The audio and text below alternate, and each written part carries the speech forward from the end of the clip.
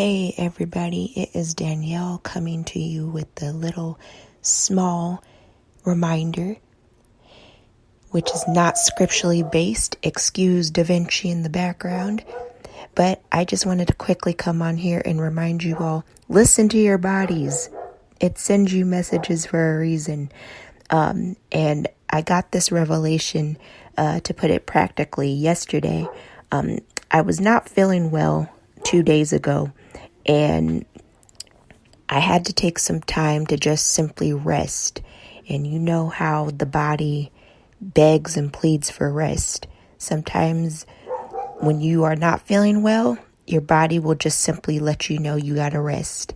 And that rest will lead to your restoration, which is the root word of restoration, by the way. It's rest. And rest doesn't simply mean just to lay down and just relax, but it also means to just recover and to relax and be rejuvenated by God's Spirit and just by the things that He has in store for you. And a lot of times when we're asking for healing from God, that can come from the rest that He desires for us to have.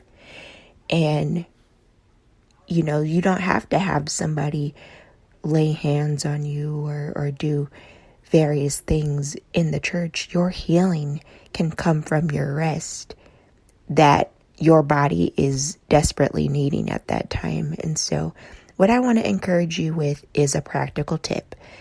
Listen to your body. Take care of yourself, because at the end of the day, your body is the temple. And how do you take care of your temple? You not only eat healthy and do what you need to do, but you also need to rest.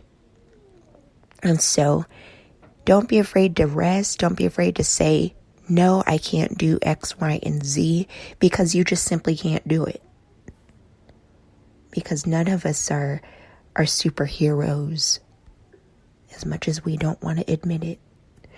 None of us are superheroes. And so please do not be afraid to rest, because your healing will come from your rest. And so be encouraged.